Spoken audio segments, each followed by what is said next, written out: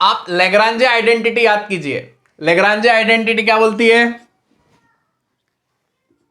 ए cross आई के mod का square बराबर क्या हो जाएगा? A square I square minus A dot I का स्क्वायर। लेग्रांजे आइडेंटिटी क्या बोलती है कि ए और बी दो वेक्टर है, तो ए क्रॉस बी के मैग्नीट्यूड का स्क्वायर ये होता है mod A square mod B square minus A dot B के मॉड का स्क्वायर। ये होती है लेग्रांजे आइडेंटिटी। आप सीधे ये लगा के आंसर निकाल सकते हैं। तो देखिए क्या आ जाएगा, ये आई स्क्वायर, तो आई का मॉड वैसे भी कितना होता है 1, तो ये सीधे क्या आएगा मॉड ए का स्क्वायर ए डॉट आई। अब यहां पे ए डॉट आई निकालने के लिए आपको एक बात ध्यान रखनी है कि आपको ए कंसीडर करना पड़ेगा a1 आई कैप प्लस a2 जे कैप प्लस a3 के कैप, इस तरह से। तो जब मैं a डॉट आई करूंगा तो यहां पे केवल आई वाले का डॉट प्रोडक्ट होगा, तो आई डॉट आई 1 हो जाएगा। तो ये कितना आएगा a dot I minus a1 और इसका स्क्वायर। तो a डॉट आई करूंगा तो कितना आएगा a1, तो आएगा मॉड a1 का स्क्वायर। तो a क्रॉस आई का स्क्वायर बराबर mod a square minus a1 का स्क्वायर।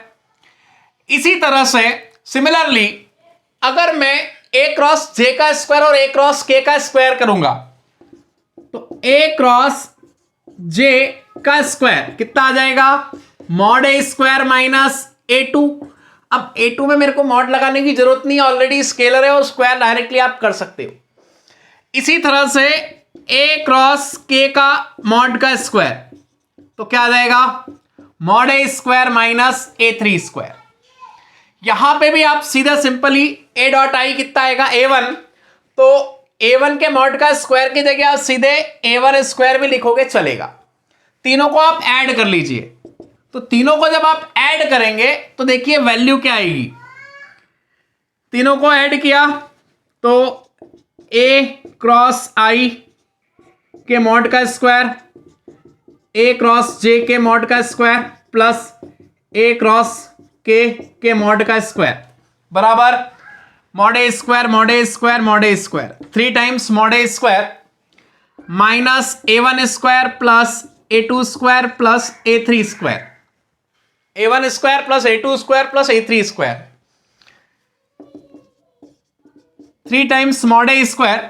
अब a1 square plus a2 square plus a3 square, आप सोचो कि वेक्टर a बराबर है a1 आई कैप प्लस a2 जे कैप प्लस a3 के कैप, तो इसके अगर मैं क्या बात करूंगा इसके मॉड का स्क्वायर, तो a1 square plus a2 square plus a3 square इसके मॉड का स्क्वायर है, तो सीधे क्या लिख सकता हूं इसको मॉड a स्क्वायर।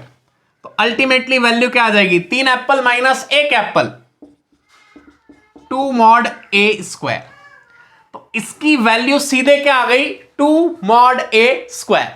ठीक है, तो ये क्वेश्चन आईआईटी और एनडीए के लिए इंपॉर्टेंट है, बिटसेट के लिए भी इंपॉर्टेंट है। ओके, आईआईटी एनडीए बिटसेट तीनों के लिए ये क्वेश्चन इंपॉर्टेंट है, आप लोग ध्यान रखिएगा। ठीक है, और इस तरह से आपको अगर ए बी सी में कोई क्वेश्चन पूछा जाए तो आपको उसको कंपोनेंट में इस तरह से रिजॉल्व करके और फिर आगे बढ़ना है, ये बात भी आप याद रखिएगा। ठीक है बेटा, तो चलिए हम आगे चलते हैं, नेक्स्ट क्वेश्चन देखते हैं। अब देखिए कि दो वेक्टर से प्लेन बनता है, आप समझो। ये देखो, ये दो फिंगर मतलब दो प्लेन, ये दो वेक्टर से बन गया प्लेन, और ये वेक्टर इस प्लेन के परपेंडिकुलर आ गया, ये वेक्टर प्लेन के परपेंडिकुलर, ये बाहर की तरफ। तो आप सोचो कि एक वेक्टर a और एक vector b, a cross b से प्लेन बन गया। इस प्लेन का नॉर्मल, ये देखिए ये प्लेन बन गया, इस प्लेन का नॉर्मल ये रहा, ये नॉर्मल। अब यहां पे a क्रॉस b करता हूं तो नॉर्मल कहां होगा आउटवर्ड द प्लेन। ओके, तो यहां पे आपको दोनों साइन लेना पड़ेंगे, ए क्रॉस बी, और क्योंकि देखो यूनिट वेक्टर आउटवर्ड भी हो सकता है और इनवर्ड भी हो सकता है। अगर बी क्रॉस ए करूंगा तो इसका नॉर्मल वेक्टर अंदर भी हो सकता है, तो इसलिए किसी भी प्लेन के परपेंडिकुलर नॉर्मल वेक्टर हम कैसे निकालेंगे, plus minus A cross B. A cross B से नॉर्मल वेक्टर आता है, और हमको नॉर्मल की डायरेक्शन में क्या चाहिए, यूनिट वेक्टर। तो यूनिट वेक्टर चाहिए तो इसको ए क्रॉस बी के मैग्नीट्यूड से डिवाइड करेंगे, तो A cross B upon A cross B का मैग्नीट्यूड। तो इस नॉर्मल की डायरेक्शन में क्या आएगा, यूनिट वेक्टर। चलिए तो कितना आएगा, देखिए ए क्रॉस बी। तो ए क्रॉस बी कैसे निकालते हैं, पहले तो ये देखिए आई जे के 1 2 3 3 4 5 इसकी डिटर्मिनेंट वैल्यू। तो आई कितना आएगा, 10 माइनस 12 माइनस 2i, जे 5 माइनस 9 5 माइनस 9 माइनस 4, तो ये क्या आ जाएगा, प्लस 4 जे क्या के 4 माइनस 6 माइनस 2 के कैप, तो minus 2i plus 4j minus 2 के कैप। ये ए क्रॉस बी आया। अब ए क्रॉस बी का मैग्नीट्यूड, क्योंकि ए क्रॉस बी की डायरेक्शन में नॉर्मल वेक्टर है, तो कितना आ जाएगा, 2 square plus 4 square plus 2 square, 16 4 20 और 24, ओके। तो 2√6 ये ए क्रॉस बी का मैग्नीट्यूड। तो इसकी डायरेक्शन में यूनिट वेक्टर क्या आ जाएगा, plus minus A cross B कितना आएगा, minus 2i plus 4j minus 2k cap upon 2√6। आप चाहे तो ऊपर से 2 कॉमन ले लीजिए और निपटा दीजिए, नीचे वाले को निपटा दिया, minus i cap plus 2j cap और माइनस k कैप अपॉन कितना, √6। तो इस तरह से आप इस a क्रॉस b की डायरेक्शन में यूनिट वेक्टर निकाल सकते हैं, और वो ये होगा। क्लियर। तो यहां से आप एक बात याद रखेंगे कि दो वेक्टर से एक प्लेन बनता है, और उस प्लेन का नॉर्मल वेक्टर हम कैसे निकालेंगे, A cross B outward the plane, और आउटवर्ड वाले को पॉजिटिव। और अगर मैं बी क्रॉस ए करता हूं, मैं अपनी फिंगर को किधर ले जाऊंगा, राइट हैंड थंब रूल लगाऊंगा, बी पे रखूंगा। अगर बी से ए तो थंब अंदर जाएगा, तो यूनिट वेक्टर जो है या नॉर्मल वेक्टर जो भी है वो इनवर्ड होगा प्लेन के, ए और बी का प्लेन। ये ए को बी तक ले जाऊंगा तो एक प्लेन बन गया। ऐसे ही अगर मैं बी क्रॉस ए मतलब ए क्रॉस बी, तो फिंगर को किधर घुमाऊंगा, कर्ल करूंगा बी की तरफ, तो थंब कहां जाएगा, बाहर की तरफ। तो इसकी डायरेक्शन कहां आएगी, आउटवर्ड। तो ये जो नॉर्मल वेक्टर बाहर आएगा, और वो नॉर्मल वेक्टर ही निकालना है, तो नॉर्मल वेक्टर हो गया ए क्रॉस बी। इस नॉर्मल की डायरेक्शन में अगर यूनिट वेक्टर निकालना है तो इसको इसी के मैग्नीट्यूड से डिवाइड कर दो, ठीक है। अब यहां दो पॉसिबल है, एक बाहर की तरफ अगर मैं ए क्रॉस बी करता हूं, और बी क्रॉस ए करता हूं तो अंदर की तरफ। तो दोनों में किसका डिफरेंस आएगा, प्लस माइनस का, और वो मैंने ऑलरेडी लगा दिया। तो ये दोनों आप यूनिट वेक्टर देख सकते हैं। क्लियर। तो दो वेक्टर से एक प्लेन बनता है, और उस प्लेन का जो नॉर्मल वेक्टर है वो ए क्रॉस बी से आपका नॉर्मल वेक्टर आ गया। और इस नॉर्मल वेक्टर की डायरेक्शन में अगर आपको यूनिट वेक्टर निकालना है तो इस नॉर्मल वेक्टर को इसी के मैग्नीट्यूड से डिवाइड कर दो, तो इस नॉर्मल की डायरेक्शन में यूनिट वेक्टर आ जाएगा। तो इस तरह से आप कर सकते हैं। एनडीए, जेई, बिटसेट, बोर्ड सब में ये क्वेश्चन पूछा जा सकता है, आप ध्यान रखिएगा। तो चलिए इसी क्वेश्चन को हम आगे बढ़ाते हैं, और यहां से एक बहुत ही प्यारा सा क्वेश्चन जनरेट करते हैं। चलिए अब आप समझो कि एक लाइन की इक्वेशन निकालनी है जो किसी पॉइंट से पास होती है। आप समझना किस पॉइंट से पास होती है। ये मैंने ले लिया पॉइंट P, इसके पोजीशन वेक्टर क्या हो गए, 2i प्लस 3j कैप आ गया। और इस पॉइंट को मैंने बोल दिया, इसको बोल दिया P वेक्टर। अब यहां पे क्या बोला इसने कि इस P से लाइन जो पास हो रही है वो इस प्लेन के परपेंडिकुलर है, मतलब वो लाइन ऐसी होगी, देखो ये प्लेन के परपेंडिकुलर इस तरह से। अगर वो प्लेन के परपेंडिकुलर है, मैं 3D में ऐसे तो बना नहीं सकता, तो ऐसी लाइन को मैं ऐसे बनाऊंगा यहां पे, जैसे मैंने नॉर्मल बनाया है ऐसे ही ये लाइन बनेगी जो कि P से पास हो रही है और इसके परपेंडिकुलर है। प्लेन से परपेंडिकुलर तो प्लेन से बाहर की तरफ, प्लेन से बाहर की तरफ मतलब नॉर्मल के पैरेलल, क्योंकि नॉर्मल भी प्लेन के परपेंडिकुलर है तो लाइन भी प्लेन के क्या होगी, परपेंडिकुलर। तो ये जो P से पास होने वाली लाइन है वो किसके पैरेलल हो गई, नॉर्मल के पैरेलल हो गई। आ गया? तो इसका मतलब हमारा काम हो गया। देखो यहां पे हमको ये यूनिट वेक्टर भी निकालने की जरूरत नहीं है। आप समझो कि अगर इस प्लेन का नॉर्मल निकालना है तो सीधे मेरे को क्या करना है, n बराबर a cross b। Normal vector कैसे निकलता है, n बराबर क्या हो गया, a क्रॉस b। तो मैंने a क्रॉस b किया, नॉर्मल आ गया। और ये देखो a क्रॉस b से क्या आ गया, नॉर्मल, नॉर्मल बाहर की तरफ। और ये जो P से लाइन पास हो रही ये भी कैसी है, इस प्लेन के परपेंडिकुलर, तो ये भी बाहर की तरफ, ये लाइन नॉर्मल के पैरेलल। तो अल्टीमेटली इस लाइन की इक्वेशन क्या बोल सकता हूं, equation of line equals to, equation of line R vector कहां से पास हो रही है, P से, किसके पैरेलल है, नॉर्मल के। नॉर्मल क्या है, n वेक्टर। तो P vector plus lambda times n vector, हो गया काम, कुछ करने की जरूरत नहीं है, ऐसे आपको लॉजिक लगाना है। तो अब आप देखिए कि a क्रॉस b मैंने निकाल लिया, यहां मेरे को यूनिट वेक्टर की भी जरूरत नहीं है, तो इतना भी मैं क्यों करूं। तो सीधे लाइन आ गई, a क्रॉस b निकालते ही r equals to P vector 2i plus 3j cap plus lambda times क्या आएगा, n वेक्टर, क्योंकि लाइन नॉर्मल के पैरेलल होगी, तो -2i plus 4j minus 2k। और किसी प्लेन का जो नॉर्मल वेक्टर है वो कैसे निकालते हैं, a क्रॉस b निकाल लो या b क्रॉस a, कुछ भी आप कर सकते हो, जो कि हमने ऑलरेडी अभी कैलकुलेट किया है। तो ये आपका एक लाइन में ही काम हो गया, कुछ भी नहीं करना पड़ा। a क्रॉस b निकाला, पॉइंट था, अपने को इक्वेशन ऑफ लाइन के लिए क्या चाहिए, पासिंग पॉइंट और एक सपोर्टिंग वेक्टर जो उस लाइन के पैरेलल हो। तो पैरेलल वेक्टर क्या हो गया, नॉर्मल वेक्टर, और पास होने वाला पॉइंट है ही, तो passing point plus lambda times normal plane का, जो कि इस P से पास होने वाली लाइन के क्या है, पैरेलल। लाइन के लिए दो ही चीज चाहिए, पासिंग पॉइंट और उसके पैरेलल कोई वेक्टर, वो आ गया n, हो गया, ये आ गई लाइन की इक्वेशन। वेरी सिंपल, इस तरह से आप कर सकते हैं। ओके, तो चलिए हम आगे चलते हैं। देखिए एक तो ये कि अगर मैं इसको वेक्टर a बोलूं, क्या बोलूं इसको, वेक्टर a, और इसको वेक्टर b बोलूं।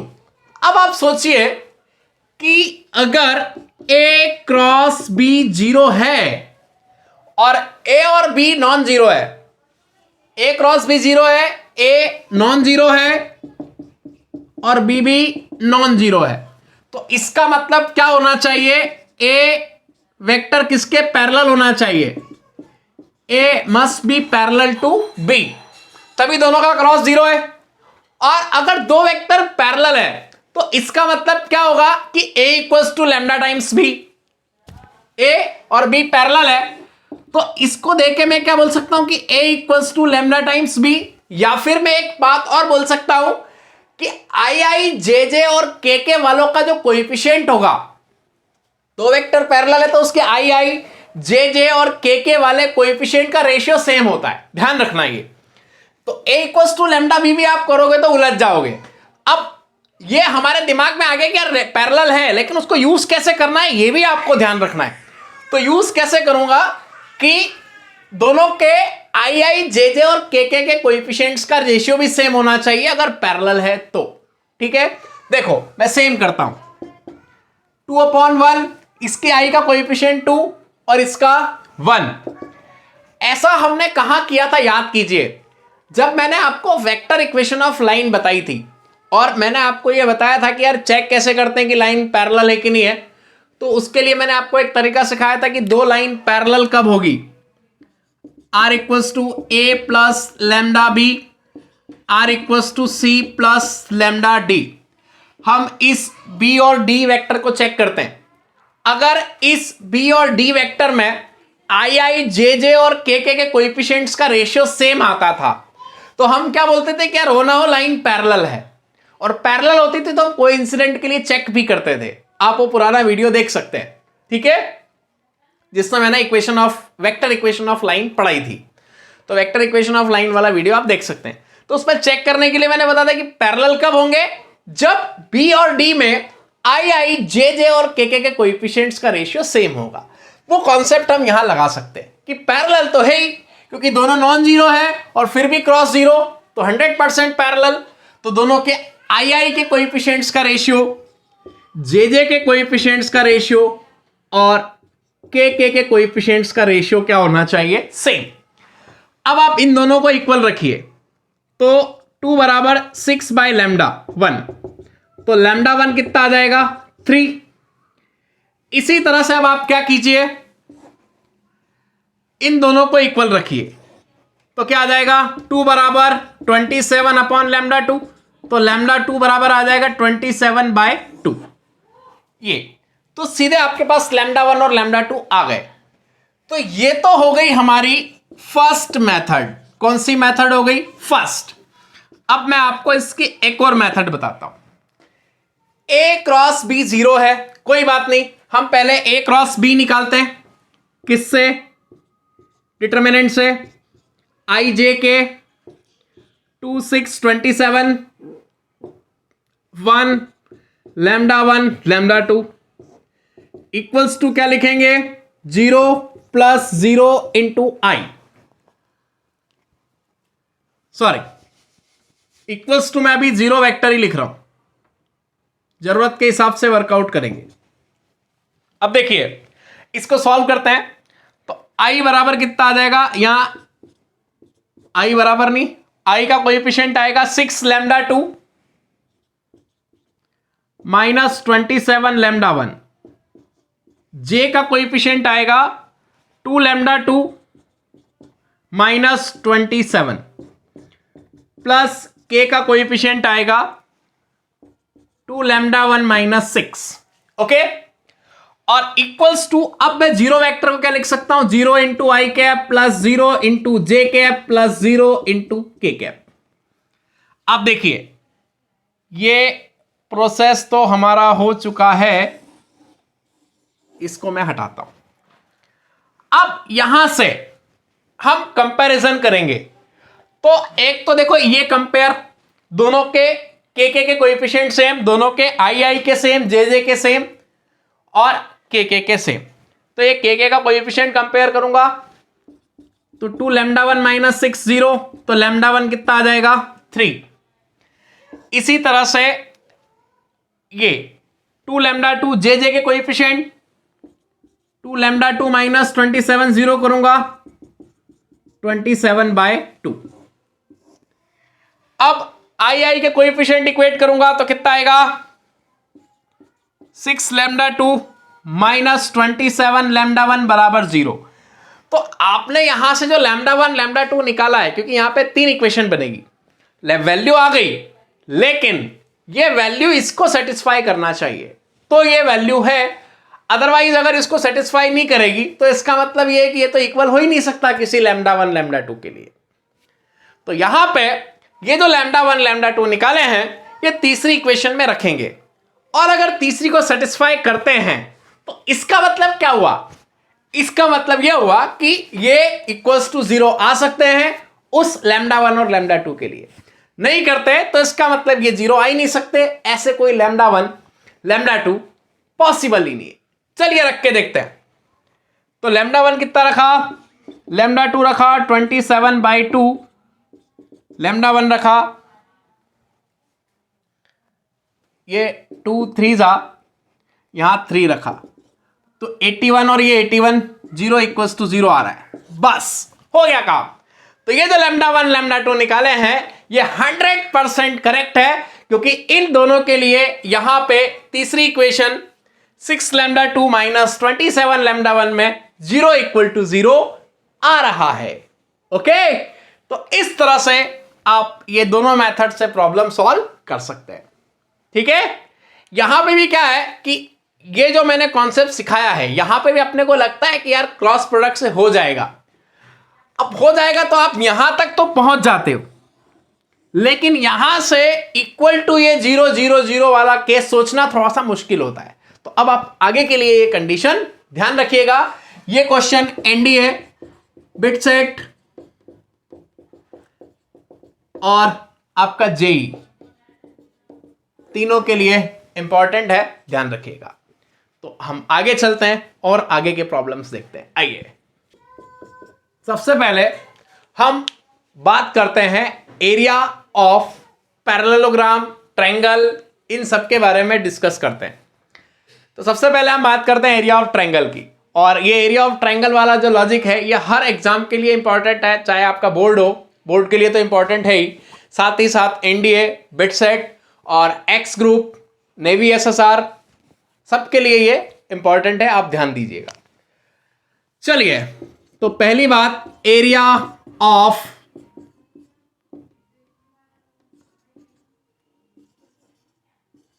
ट्रायंगल। ठीक है, देखिए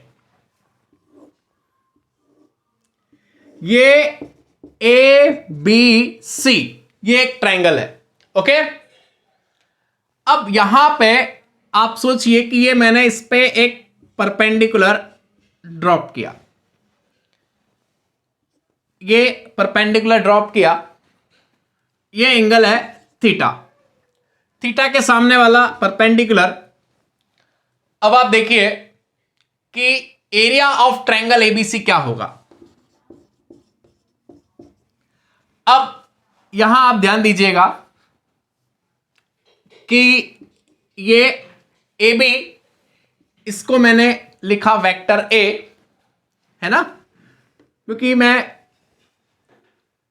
इस किसी भी एक को ओरिजिन मान सकता हूं अपने हिसाब से। मैं किसी एक को चाहूं तो ओरिजिन मान सकता हूं, कोई खास बात नहीं है। तो ये वेक्टर ए हो गया और ये हो गया वेक्टर बी। इसको ए बोल दिया और इसको क्या बोल दिया, बी। ये हो गया। ओके, अब इसका मैग्नीट्यूड, अगर मैं साइड ए बी की बात करूंगा तो यह आएगा वेक्टर ए का मैग्नीट्यूड। अगर मैं साइड बीसी की बात करूंगा तो यह आएगा वेक्टर बी का मैग्नीट्यूड। इस बीसी को मैंने क्या बोला, वेक्टर बी। अब आप देखिए, area of triangle A B C क्या होगा, हाफ बेस इंटू हाइट। अब आप देखो बेस कितना हो गया, बीसी, इंटू हाइट कितनी हो गई, इसको मैंने बोल दिया एडी, आ गया। और इसका मैग्नीट्यूड हाफ, बीसी मतलब क्या हो गया, एक तरह से वेक्टर बी का मैग्नीट्यूड। बीसी मतलब क्या हो गया, वेक्टर बी का मैग्नीट्यूड। बाहर वाला मॉड नहीं भी लगाऊं तो चलेगा, अंदर लगा रहा हूं। फिर इंटू एडी। अब आप देखो कि एडी अपॉन ए बी, क्योंकि A B D right angle triangle है, इसमें ए बी हाइपोटेनियस है और एडी परपेंडिकुलर। तो परपेंडिकुलर अपॉन हाइपोटेनियस क्या होता है, परपेंडिकुलर अपॉन हाइपोटेनियस होता है साइन थीटा। तो एडी इक्वल्स टू कितना आ जाएगा, ए बी साइन थीटा। तो एडी को मैं क्या लिख सकता हूं, मॉड ए साइन थीटा या ए बी साइन थीटा। आप सोचिए, और इसका मैं मैग्नीट्यूड भी लगा देता हूं, mod B mod cross mod B mod A और साइन थीटा। आप सोचिए मॉड बी और ये मॉड ए साइन थीटा। अब आपको ये फील आ रही होगी कि यार कहीं ना कहीं क्रॉस प्रोडक्ट वाली फीलिंग आ रही है, लेकिन फुल फीलिंग के लिए हमको एक नॉर्मल वेक्टर चाहिए। तो अगर मैं मैग्नीट्यूड की बात करता हूं तो एक नॉर्मल वेक्टर ले लिया मैंने, और ये मैंने मॉड लगाया है, तो यहां मैं एक मैग्नीट्यूड ऑफ नॉर्मल वेक्टर लिख सकता हूं, क्योंकि इसकी वैल्यू क्या आएगी, 1। तो एक मैं नॉर्मल वेक्टर लिख सकता हूं ए और बी के प्लेन के परपेंडिकुलर। ए और बी के प्लेन के परपेंडिकुलर में क्या लिख सकता हूं, एक नॉर्मल वेक्टर लिख सकता हूं। ओके, तो आप चाहो तो डायरेक्शन इस तरह से भी कर सकते हो ताकि आपको वो नॉर्मल वेक्टर वाली भी फील आ जाए। B cross A, B cross A, ये नॉर्मल वेक्टर, और उस नॉर्मल का मैग्नीट्यूड अगर मैं क्या ले लूं 1, उस नॉर्मल का मैग्नीट्यूड क्या ले लूं 1, पॉसिबल है, ठीक है। और अब मैं इसको रिलेट कर सकता हूं किससे, इसको मैं रिलेट कर सकता हूं ए क्रॉस बी से। ए बी साइन थीटा और एन कैप का मैग्नीट्यूड 1, मतलब इसका मतलब यह हुआ कि सामने वाला टोटली बात कर रहा है मैग्नीट्यूड की, तो इसलिए इसका मैग्नीट्यूड 1 है। तो इसको मैं लिख सकता हूं ए क्रॉस बी। तो अल्टीमेटली इसका मतलब क्या हुआ कि अगर ट्रायंगल का एरिया निकालना है तो क्या कर दो, एक साइड है उसकी डायरेक्शन में वेक्टर क्या है बी, एक साइड की डायरेक्शन में वेक्टर क्या है ए, तो आपको एरिया निकालना है तो क्या कर दो, सीधे हाफ ए क्रॉस बी, मतलब ए क्रॉस बी निकालो और उसका क्या निकाल लो मैग्नीट्यूड, और 1/2 कर दो, सीधे क्या आ जाएगा एरिया ऑफ ट्रायंगल। या फिर अगर हम इसको देखें तो आप इसको ऐसे सोचिए कि 1/2 ए वेक्टर क्या है बी ए वेक्टर क्या है बी ए, दूसरा वेक्टर क्या है बी सी, तो क्या हो जाएगा B A cross B C, मतलब कोई भी दो साइड का क्या ले लो, दो साइड मतलब दो वेक्टर, उनका क्रॉस ले लो और मैग्नीट्यूड निकाल लो, और 1/2 से मतलब 2 से डिवाइड कर दो या इंटू 1/2 कर दो, तो सीधे क्या आ जाएगा एबीसी का एरिया। ये इस तरह से आप रिलेट कर सकते हो, ओके। बट यहां पे थोड़ा सा ध्यान रखना कि ये बी ए जो है ये पूरा वेक्टर क्या है ए, और ये बी सी जो है ये पूरा वेक्टर क्या है बी, ठीक है, ध्यान रखना ये पूरा वेक्टर ए है और ये पूरा वेक्टर बी है। अब आपको याद क्या रखना है कि एक ट्रायंगल का अगर आपको एरिया निकालना है जिसकी जिसके साइड जो है वो किससे बनी है वेक्टर, बी ए की डायरेक्शन में वेक्टर ए और बी सी की डायरेक्शन में वेक्टर बी, तो आप यहां पे बी क्रॉस ई करो ए क्रॉस बी करो कोई फर्क नहीं पड़ता, ठीक है, क्योंकि मैग्नीट्यूड वाइज ए क्रॉस बी और बी क्रॉस ए का मैग्नीट्यूड क्या होता है सेम। तो यहां पे आप सोचो तो आप इसमें ऐसा भी करोगे तो कोई दिक्कत नहीं है क्योंकि मैग्नीट्यूड दोनों का सेम होता है। बस यहां पे आपको क्या बात ध्यान रखनी कि ये पूरा वेक्टर ए वेक्टर है, ये पूरा वेक्टर बी वेक्टर है, ठीक है। अब यहां पे कभी कभी क्या होता है कि वेक्टर ना देते हुए सामने वाला इनके पोजीशन वेक्टर दे देगा, मतलब यह हुआ कि second case, if position vector of vertex are given, तो आप ये बात याद रखिए एरिया निकालने के लिए B A cross B C आप कभी नहीं उलझेंगे। तो पोजीशन वेक्टर दिया है तो क्या हो जाएगा, मतलब मैं डायग्राम बनाता हूं पहले, ये यहां बना रहा हूं, ए के position vector A vector, B के पोजीशन वेक्टर बी वेक्टर और सी के पोजीशन वेक्टर सी वेक्टर। आ गया ए बी और ये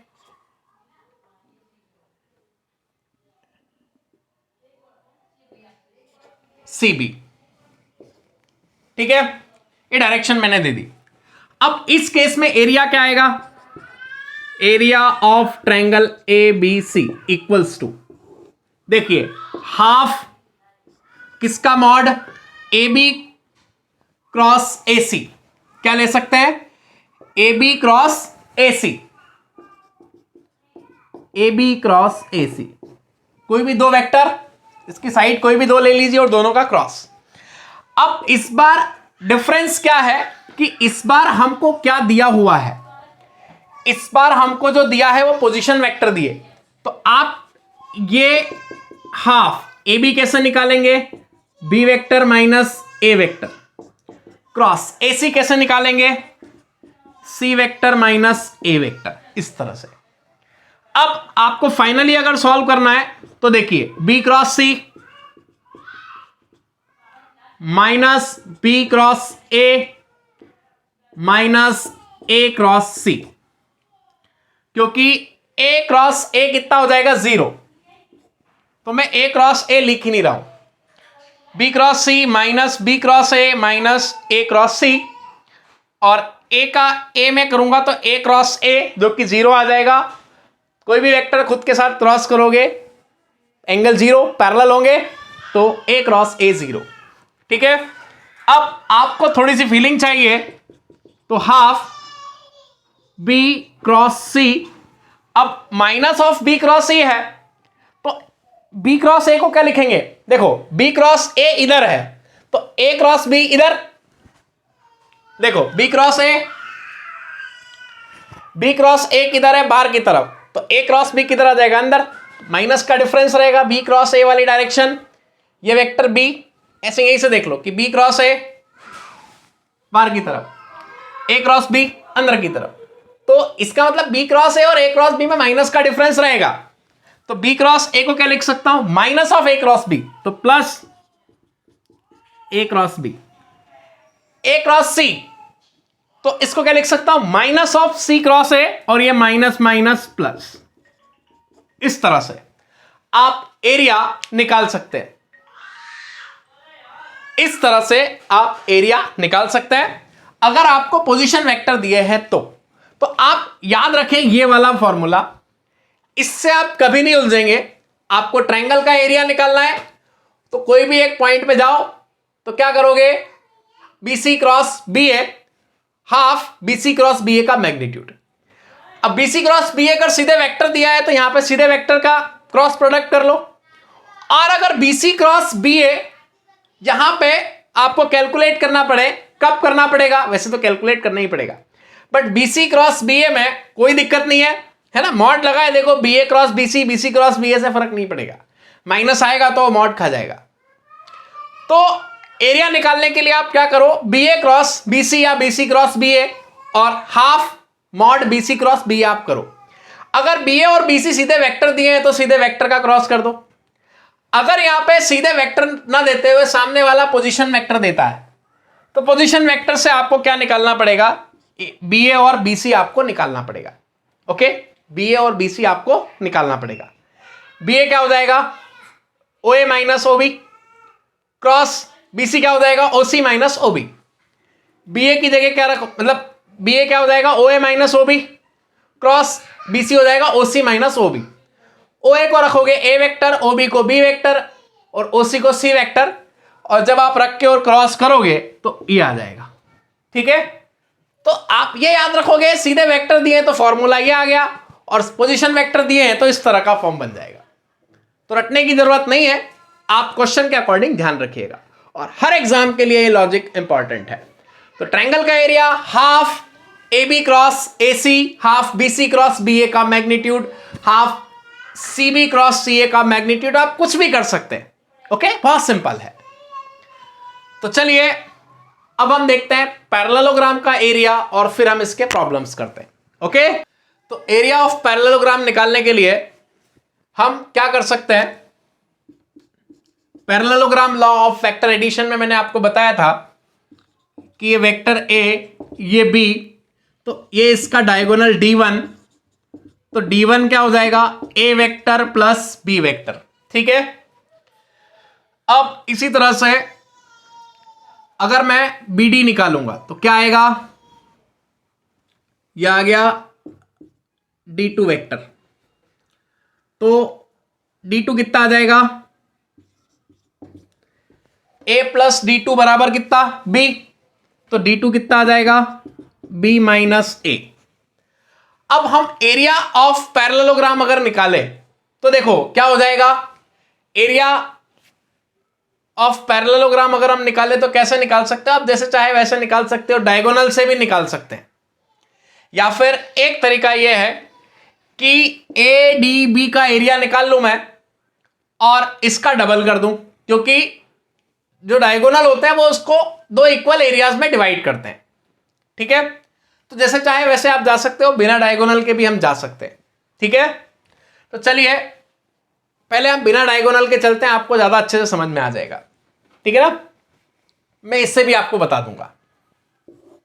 पहले हम बिना डायगोनल के मतलब D1 D2 से नहीं चलते। आप देखिए ये A B सी डी, ये वेक्टर हो गया ए, और एक ये वेक्टर हो गया बी, ठीक है, ये बी और ये ए। अब मैंने क्या किया कि इसको दो ट्रायंगल में डिवाइड कर लिया। किस में डिवाइड कर लिया? दो ट्रायंगल में। एक ट्रायंगल हो गया ए डी बी और दूसरा क्या हो गया? B D C. दोनों का एरिया क्या होगा? सेम। तो मैं सीधे सीधे क्या बोल सकता हूं? Area of parallelogram equals to कितना हो जाएगा? 2 times area of triangle A D B. Okay, क्योंकि दोनों ट्रायंगल जो होंगे वो सेम एरिया वाले होंगे, ठीक है ना। पैरेलल लाइंस के बीच में आप कितने भी ट्रायंगल बना लो, अगर उनकी बेस सेम है तो उनका एरिया क्या होगा? सेम, ठीक है। और वैसे भी देखो कि यहां पे इसका और इसका एरिया क्या होगा? सेम, सिमेट्रिकल फिगर है इसलिए, ठीक है। तो इस तरह से मैं एरिया निकालता हूं। तो 2 times area of triangle A D B. Symmetrical है, जो एरिया इसका होगा वही इसका होगा। तो 2 times area of A D B, मान लो ये एंगल थीटा है, तो कितना हो जाएगा? 2 times half A D B का एरिया क्या होगा? A B cross A D, half A B cross A D हो गया। 2 से 2 कैंसल, अल्टीमेटली क्या हुआ? A B cross A D. मैंने ट्रायंगल वाला ही लॉजिक लगाया, कुछ अलग नहीं किया। अब अगर ए बी वेक्टर ए है और ए डी वेक्टर बी है तो ये सीधे क्या हो गया? ए क्रॉस बी, और इसका मैग्नीट्यूड सीधे आ गया पैरेललोग्राम का एरिया। कुछ नहीं करना है। और अब यहां पे है ना, हम डायगोनल वाले से बेटर ये तरीका देखते हैं, इससे और इजीली आप कर सकते हैं। अब हम देखते हैं कि अगर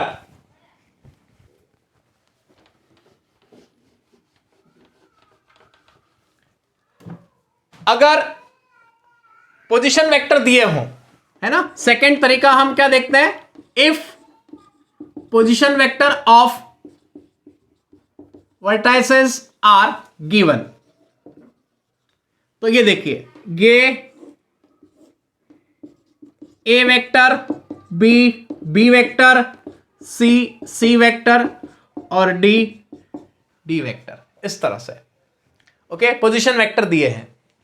आप चाहें तो किसी एक को ओरिजिन भी मान सकते हैं, कोई दिक्कत नहीं है। तो मान लीजिए मैं इसको ओरिजिन मान लेता हूं, डी को, या इसको हम ओ ही मान लेते हैं। अब देखिए यहां पे अगर आपको एरिया निकालना है तो सीधा क्या हो जाएगा? या हम इसको डी वेक्टर मान लेते ताकि आपको ये पोजीशन वेक्टर वाली कहानी समझ में आ जाएगी। डी ही मान लो, ठीक है। तो चलिए, अब अगेन तरीका क्या? Area of parallelogram A B C D equals to क्या आ जाएगा? A B cross A D, बस A B cross A D हो गया। तो कितना हो जाएगा? A B cross A D और इसका मैग्नीट्यूड, सिंपल। ए बी कितना आएगा? O B minus O A, position vector वाला कॉन्सेप्ट मैं सिखा चुका हूं। तो B minus A cross A D कितना आएगा? D minus B, sorry D minus A. तो ये आ जाएगा D vector minus A vector और इसका मैग्नीट्यूड।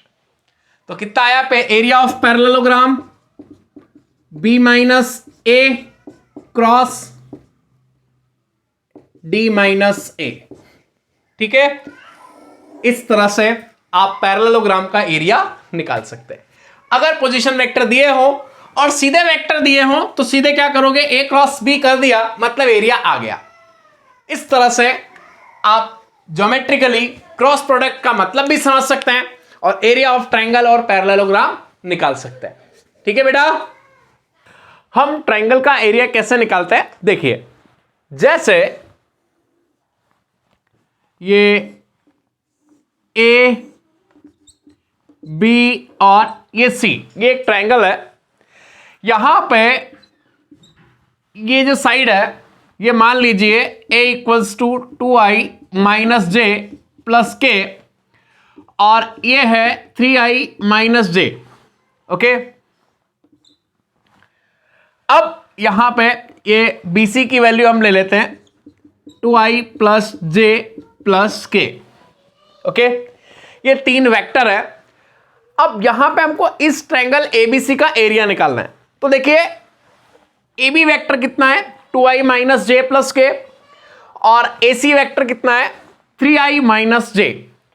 अब अगर इस ट्रायंगल का एरिया निकालना है तो एरिया के लिए जो मैंने अभी आपको रिलेशन बताया कि अगर आपको सीधे सीधे ये वेक्टर दिया है ना, यहां पे सीधे ये AB वेक्टर दिया है, this is the value of AB vector, this is the value of AC vector and this is the value of BC vector. Okay, so suppose it is C. So now AB vector is A vector, AC vector is B vector and BC vector is C vector, and we have to find the area of triangle ABC. So how you can find the area? आप किस तरह से area निकाल सकते हैं? So area of triangle ABC equals to half AB cross AC vector. किस तरह से फाइंड आउट कर सकते हैं? Half AB cross AC vector. तो यहां पे हमको केवल क्या करना है, अब AB वेक्टर सीधे आपको A वेक्टर दिया हुआ है, A वेक्टर, और AC वेक्टर कितना दिया है B वेक्टर। तो half A vector cross B vector. चलिए अब यहां पे हम A क्रॉस B निकालते हैं। तो A क्रॉस B कैसे निकालेंगे? I J K 2 माइनस 1 1, और B वेक्टर दिया है 3i माइनस जे 3 माइनस 1 और 0 के determinant value. This is the value of A cross B। Now A cross B will be I 0 minus 1, that will be 1. Now j cap, it will be 0 minus 3. So we can write j 2 into 0. Okay, if we will find the coefficient of j, so it will be minus 0 into 2 minus 3. So it will be minus minus plus 3 j cap and plus k cap, so it will be minus 2 plus 3. Minus 2 plus 3 will be minus 1, so we can write minus k cap. So basic determinant you can solve that. I think you already have done determinant, and 3 cross 3 and 2 cross 2 determinant you can solve simply. Okay, plus minus plus, and any of the method that you know you can apply. आप जो भी method जानते हैं apply कर सकते हैं। General method हम क्या लगाते हैं कि आप प्लस माइनस प्लस आई लिया, तो आई जिस रो में जिस कॉलम में है वो हटाया, इसका -1 का 0 में, और फिर माइनस लगाया और -1 का 1 में, तो ये 1 मिलेगा।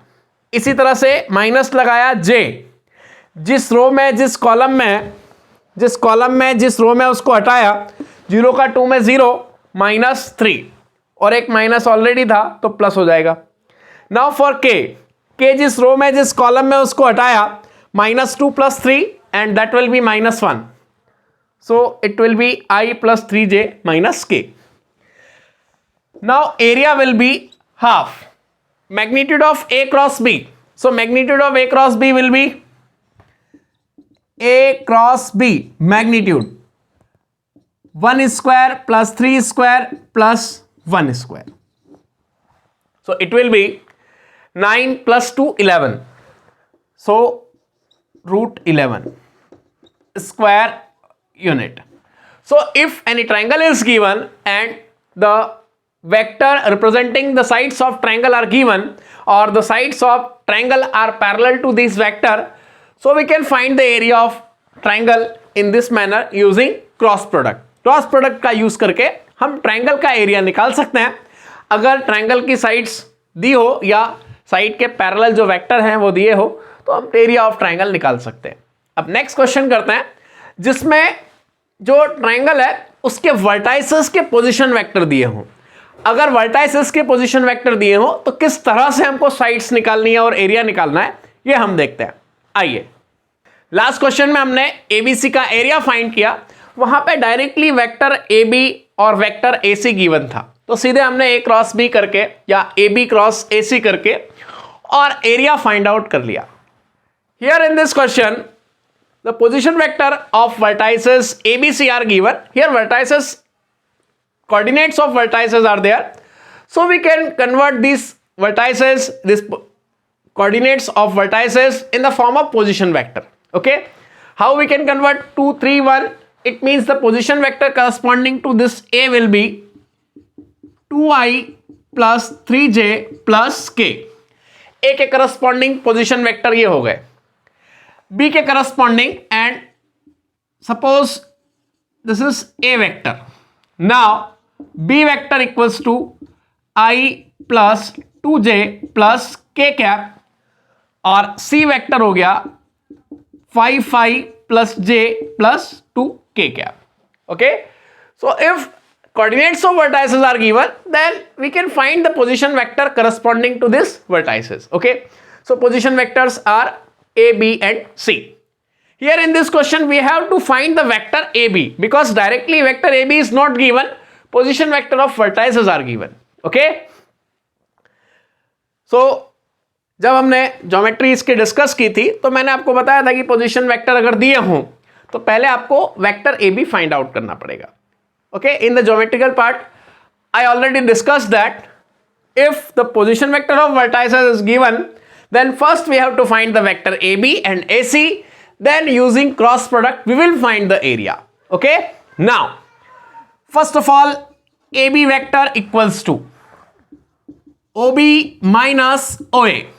Okay, we will find the vector AB and it is vector B minus vector A. So vector B minus vector A, I minus 2I minus I, 2j minus 3j minus j and k minus k is 0. So this is vector AB. Now AC vector. So AC vector is OC minus OA. AC vector is OC minus OA. OC is C vector and OA is A vector. C vector minus A vector. So C vector is 5i plus j plus 2k. 5i minus 2i, it will be 3i. 5i में से 2i गई, 3i. j minus 3j minus 2j and 2k minus k, it will be k cap. So this is AC vector. Now area of triangle ABC. Area of triangle ABC, half AB cross AC vector.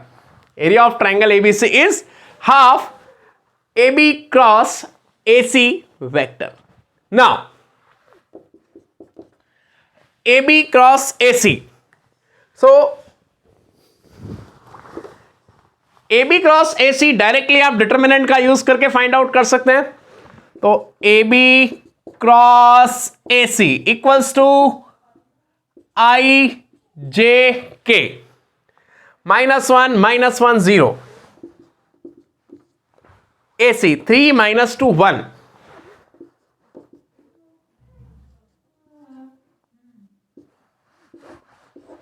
Okay, now equals to I minus 1 minus j,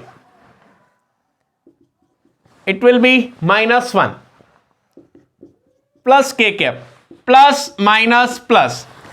I जिस रो में जिस column में वो हटाया 1 का -1 में और -0, minus जे जिस रो में कॉलम में हटाया 1 का -1 में और -0, फिर k जिस रो में कॉलम में हटाया -2 का -1 में तो 2 और -1 का 3 में तो 2 + 3. Okay, minus I cap plus j cap plus 5k cap. This is the value of AB cross AC. Okay. Now the magnitude of AB cross AC. AB cross AC. It will be 1 square, 1 square, 5 square, 25, 26, 27. And under root 27 is 3 root 3. So what is the area? Half. 3 root 3 square unit. So area of triangle is 3 root 3 by 2 square unit. So we can find using cross product. Okay. और last question में और इसमें केवल यही difference है कि वहां पे सीधे ए वेक्टर बी वेक्टर दिए थे और पोजीशन वेक्टर अगर दिए हो तो पहले आपको वेक्टर फाइंड करना पड़ेगा, then you can find the area. Okay. तो चलिए अब एक प्रॉब्लम हम एरिया ऑफ पैरेललोग्राम के लिए देखते हैं और फिर आगे चलते हैं. आइए देखिए, अगेन इस प्रॉब्लम में हमको पैरेललोग्राम का एरिया निकालना है. देखिए ट्रायंगल और पैरेललोग्राम वाला पैटर्न बिल्कुल सेम है, कोई डिफरेंस नहीं है. तो यहां पे भी आप याद रखिएगा कि अगर सीधे साइड्स दी है तो पैरेललोग्राम का एरिया क्या होगा? A B cross A D या ए क्रॉस बी. जैसे ये ए है और ये बी है, तो यहां पे एरिया ऑफ पैरेललोग्राम फाइंड करना है और ए बी वेक्टर दिया है और ए डी वेक्टर दिया है. तो सिंपली एरिया आप क्या बोल सकते हैं? A B cross A D. Okay. और अगर पोजीशन वेक्टर दिए हो तो आपको पहले वेक्टर ए बी निकालना पड़ेगा और यहां पे वेक्टर ए डी निकालना पड़ेगा अगर ए और डी के पोजीशन वेक्टर दिए हो. देन आफ्टर आप एरिया कैलकुलेट कर सकते हैं. Okay. So in this type of question only just you have to apply the cross product and you can understand the geometrical meaning of cross product with these concepts. Okay. और ये वाले जो problems हैं, इस तरह के problems कहां पूछे जाते हैं? X group, Y group, navy SSR आपके बोर्ड में या जेई मेंस में भी आ सकता है, ऐसा कुछ भी नहीं है. और बोर्ड में नेवी एसएसआर और एक्स ग्रुप में पूछने के चांसेस ज़्यादा होते हैं. एनडीए में भी कभी कभी इस तरह के प्रॉब्लम्स मैंने देखे हैं, कुछ कुछ पेपर्स में आए हुए हैं, बट फिर भी नेवी एसएसआर, एक्स ग्रुप और बोर्ड के लिए ज़्यादा इंपॉर्टेंट होते हैं. ओके. बाकी एग्जाम्स में भी पूछ सकते हैं, ऐसा नहीं कि नहीं, जेई मेंस में भी क्वेश्चन इस पे पूछे हुए हैं, बट डायरेक्टली कम आते हैं. ओके. तो देखिए यहां पे एरिया निकालना है, तो area of parallelogram, area of parallelogram A B C D equals to सीधे क्या होगा? A B cross A D का मैग्नीट्यूड. क्या होगा? सीधे A B cross A D का मैग्नीट्यूड. आप बोल सकते हैं ए क्रॉस बी का मैग्नीट्यूड. ठीक है. तो देखिए ए क्रॉस बी कैसे कैलकुलेट किए जाएंगे? A cross B cross product I J K, इसके कोएफिशिएंट 2 - 1 1, इसके 3 - 1 1. ठीक है. तो ए क्रॉस बी कितना हो जाएगा? ये हो जाएगा आई. अगेन प्लस माइनस प्लस, आई जिस रो में जिस कॉलम में उसको हटा देंगे तो -1 और +1 कितना हो जाएगा? 0. माइनस जे, जे जिस रो में कॉलम में उसको हटाया, 1 का 2 में, -3 का 1 में, तो 2 - 3 प्लस के कैप, के जिस रो में कॉलम में हटाया, -2 + 3. Okay. So A cross B is, और आप लोग डिटर्मिनेंट सॉल्व करना जानते ही है, फिर भी एक बार मैंने बता दिया है ना. बेसिक जो 12th में आप पढ़ते हैं तो बिल्कुल बेसिक सा कॉन्सेप्ट है ये. डिटर्मिनेंट को सॉल्व करना बहुत सिंपल है, आप जैसे चाहे वैसे कर सकते हैं. I × 0 0, 2 - 3 it will be -1 -1 -1 and it will be j cap. -2 + 3 will be 1, so it will be k cap. So A × B is j + k. Now we have to find the magnitude of A × B. So A × B magnitude will be 1 square plus 1 square and it will be √2. So we can write √2.